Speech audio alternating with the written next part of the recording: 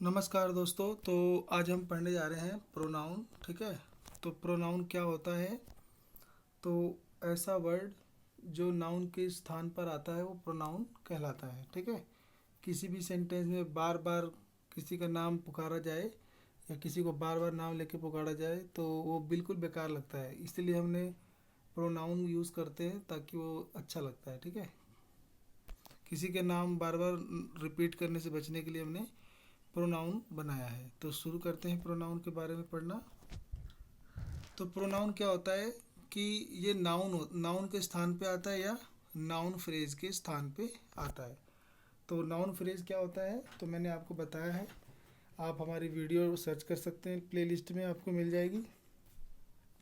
तो group of word, कुछ group of word होते हैं जो कि एक नाउन के स्थान पे आते हैं, सब्जेक्ट ऑब्जेक्ट के स्थान पे आते हैं। ठीक है। और नाउन के जैसा व्यवहार करते हैं, उन्हें नाउन फ्रेज कहते हैं। ठीक है। तो लिखा है कि instead of repeating the same noun over and over again we use pronoun to replace the noun. हम क्या करते हैं कि कोई सेंटेंस है उसमें बार बार हम किसी का नाउन को रिपीट ना करते हुए हम उसकी जगह प्रोनाउन यूज़ करते हैं। ठीक है। उससे ना वो सेंटेंस पढ़ने सुनने में और लिखने में अच्छा होता है। ठीक है। तो जैसे हम किसी का नाम बार बार लें, राम अच्छा लड़का है, राम 10वीं में पढ़ता है, राम क्रिकेट खेलता है, तो ये बिल्कुल अच्छा नहीं लगेगा सुनने में। तो उसकी जगह हम यूज़ कर सकते हैं Ram is a good boy, और उसके लिए यूज़ कर सकते हैं ही। तो he is studying in class 10th, और ही इज़ प्लेइंग क्रिकेट, ऐसे। ठीक है। तो राम के लिए हमने ही यूज़ किया, लड़की होती तो सी यूज़ करते। ठीक है। अपने लिए होते तो आई यूज़ करते, किसी और के लिए, सामने वाले के लिए यू यूज़ करते। तो ही सी इट नेम, ये सारे आपके क्या होते हैं? He she it. ठीक है। नेम नहीं, तो ये सारे आपके प्रोनाउन होते हैं। ठीक है। उसके बाद आपको यहाँ पे दिखाया गया है, एक होता है पर्सनल प्रोनाउन। ठीक है। जो व्यक्तियों के लिए, पर्सन के लिए इस्तेमाल किए जाते हैं। ठीक है। पर्सनल प्रोनाउन 7 होते हैं: he she it I we you they. ठीक है। तो ये जो पर्सनल प्रोनाउन होते हैं इनको हम दो तरह से यूज़ कर सकते हैं। ठीक है। एक तो सब्जेक्टिव प्रोनाउन, एक ऑब्जेक्टिव प्रोनाउन। सब्जेक्टिव प्रोनाउन कौन कौन होते हैं? He C I you we they it. और ऑब्जेक्टिव यानी जो ऑब्जेक्ट के स्थान पे आते हो, मी, आई का मी, यू, हिम, हर, इट, अस, दे का देम। ठीक है। तो ये सारे आपके ऑब्जेक्टिव प्रोनाउन है। तो सब्जेक्टिव प्रोनाउन कौन होते हैं? डूअर, ये एक्टिव वॉइस में आते हैं डूअर के तौर पे, कर्ता के तौर पे। दे कैन डू थिंग, और ये ना कोई चीज़ करते हैं। ठीक है। यानी कोई एक्शन जरूर करते हैं ये, या एक्शन या state of being.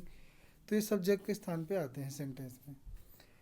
Objective pronoun होते हैं जो ये रिसीवर, यानी ये पैसिव वॉइस में या एक्टिव वॉइस में कह लो, ये रिसीवर बनते हैं। ठीक है। और वही पैसिव होता तो ये डूअर भी बन जाते हैं। तो ये रिसीवर का काम करते हैं, तो दे रिसीव एक्शन। तो ये एक्शन का यानी वर्ब से एक्शन को प्राप्त करते हैं। ठीक है। यानी वर्ब के ऑब्जेक्ट बनते हैं। ठीक है।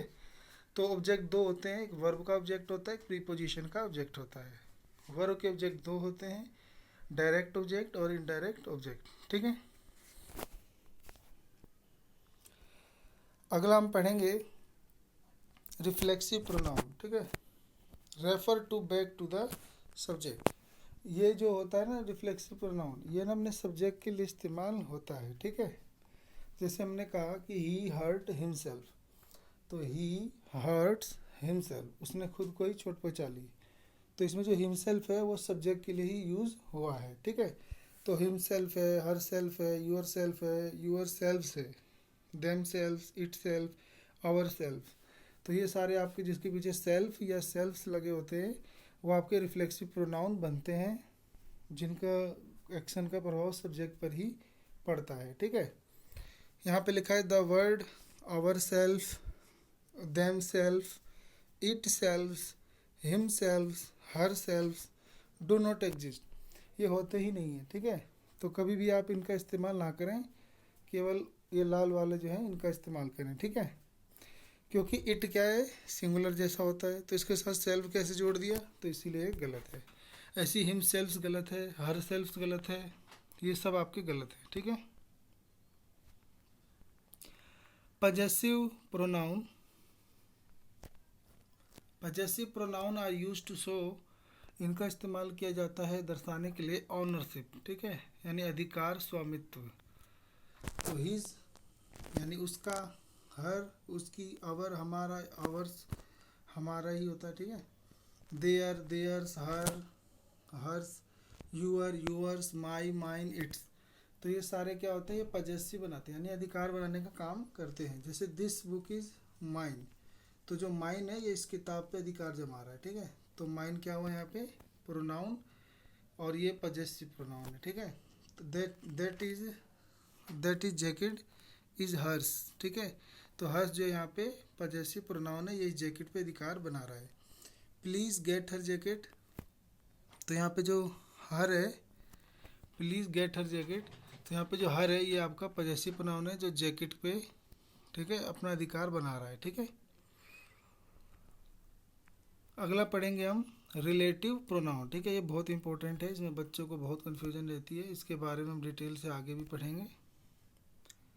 तो यहाँ पे आपको दिख रहा होगा, a relative pronoun is use to connect a subordinate clause to the main clause, यानी रिलेटिव प्रोनाउन का काम होता है कि एक सबऑर्डिनेट क्लोज को उसके मेन क्लोज से कनेक्ट करना, जोड़ना। And is related to the noun और प्रोनाउन प्रीसीडिंग इट, और इसके पहले जो नाउन या प्रोनाउन आता है उसके साथ ये संबंध प्रकट करता है, ठीक है। तो मैंने कहा कि this is the girl who help me, तो यहाँ पे जो ये हु है ये लड़की के लिए इस्तेमाल हुआ है, गर्ल के लिए जो इसके पहले आ रहा है। तो हु जो है यहाँ पे वो रिलेटिव प्रोनाउन है। तो हु के अलावा whom, that, which, whoever, whomever, whichever, ये सब आपके क्या होते हैं, रिलेटिव प्रोनाउन, ठीक है। उसके बाद आपका होता है रेसिप्रोकल प्रोनाउन, जो दो ही होते हैं, ईच अदर और वन अनदर। ईच अदर दो के लिए और वन अनदर होता है दो से ज़्यादा के लिए, ठीक है, उनके आपसी बीच के लिए इस्तेमाल किया जाता है, ठीक है। जैसे एक लड़का लड़की है तो वो आपस में एक दूसरे को कहेंगे कि वी लव ईच अदर, ठीक है। और परिवार वाले एक दूसरे सबको क्या बोलेंगे कि वी लव वन अनदर, ठीक है, क्योंकि वो ज़्यादा हैं, ठीक है। तो दो के लिए ईच अदर और दो से ज़्यादा के लिए वन अनदर, ठीक है। उसके बाद आपको पढ़ना होता है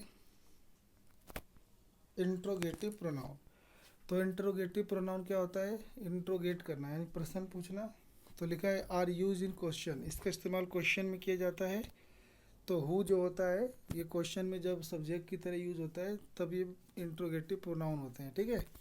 हु, वूम, वाट, विच और हुज, अगर ये सेंटेंस में सब्जेक्ट के स्थान पे आए हैं और ये कुछ पूछ रहे हैं पर्सन और क्वेश्चन मार्क लगे हुए हैं तो यानी इंट्रोगेटिव प्रोनाउन है, ठीक है। जैसे हमने कहा हुज बुक इज दैट, तो ये पर्सन पूछ रहे हैं तो हु या हुज बुक मतलब हुज क्या है यहाँ पे, इंट्रोगेटिव प्रोनाउन। ऐसे हु कॉल, तो हु कौन है यहाँ पे, interrogative pronoun. For whom is that girl, तो फॉर वोम क्या है यहाँ पे, इंट्रोगेटिव प्रोनाउन, ठीक है। अगला होता है डेमोन्स्ट्रेटिव प्रोनाउन। तो demonstrative pronoun are meant to demonstrate और पॉइंट टू समथिंग। तो डेमोन्स्ट्रेटिव प्रोनाउन का काम होता है किसी को इंगित करना, इशारा करना, किसी की और इशारा करके बताना, ठीक है। तो दिस, दैट, दीज, दोज और इट, ठीक है। तो इतने का इस्तेमाल जो है हम इशारा देने के लिए करते हैं, ठीक है, मतलब किसी की ओर इंगित करने के लिए, संकेत करने के लिए इस्तेमाल करते हैं, ठीक है, संकेतवाचक सर्वनाम। तो लिखा है दिस इज माई ऐसे, तो दिस क्या यहाँ पे सब्जेक्ट का काम कर रहा है और ये इस समय प्रोनाउन है, तो ये हो गया डेमोन्स्ट्रेटिव प्रोनाउन। कह रहा है can you hand me that, तो यहाँ पे जो दैट है ये आपका डेमोन्स्ट्रेटिव प्रोनाउन है, ठीक है, ये भी ऑब्जेक्ट के स्थान पे आया है। Please give this to him, तो दिस यहाँ पे ऑब्जेक्ट का काम कर रहा है और ये प्रोनाउन है भी, ठीक है। तो क्या है ये demonstrative pronoun. This that singular के लिए और दिस दोज प्लूरल के लिए इस्तेमाल किया जाता है, ठीक है। उसके बाद होता है आपका इंडेफिनिट प्रोनाउन, ठीक है, जो कि बहुत कन्फ्यूजन भरा होता है। Do not refer to a definite person और थिंग, ये ना किसी निश्चित व्यक्ति या वस्तु को इंगित नहीं करते हैं, ठीक है। ये हमारे लिए जो सब्जेक्ट होता है वो अनिश्चित होता है, इसमें पता नहीं होता कि वाकई हम किसकी बात कर रहे हैं, ठीक है। हमें अज्ञात होता है, पता नहीं होता सब्जेक्ट का, ठीक है। तो इसमें बहुत सारे लिस्ट में आते हैं, इसमें each, either, neither, everyone, everybody, everything, anyone, another, anybody, anything, nothing, little, much, nobody, no one, one, someone, somebody, something, few, many, both, several, other, all, any, none, some, most, more। तो ये सारे के सारे आपके indefinite pronoun है। तो इसमें हमें पक्का नहीं पता होता कि हम किस व्यक्ति या पर्सन या थिंग को हम बता रहे हैं, उसकी बात कर रहे हैं, ठीक है। तो हम आगे देखेंगे। इनमें जो कन्फ्यूज़न वाली बात होती है वो ये होती है कि इनमें सिंगुलर कौन है, प्लूरल कौन है, सिंगुलर या प्लूरल दोनों में से कोई एक कौन है, ठीक है। तो another, anybody, anyone, anything, neither, nobody, no one, one, ये सब आपके सिंगुलर हैं।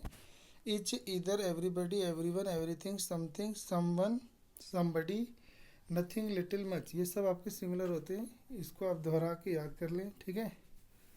बोथ प्लूरल होता है दो के लिए, फ्यू प्लूरल होता है संख्या के लिए, मैनी संख्या के लिए, सेवरल संख्या के लिए, अदर्स ये सब प्लूरल होते हैं। ऑल, एनी, मोस्ट, नन, सम, मोर ये आपका सिंगुलर प्लूरल दोनों का काम कर सकते हैं। तो इन्हीं को हमें ढंग से पढ़ना होता है, जिसको हम अपने प्रोनाउन वाले चैप्टर में डिटेल से आपको पढ़ाएंगे, ठीक है।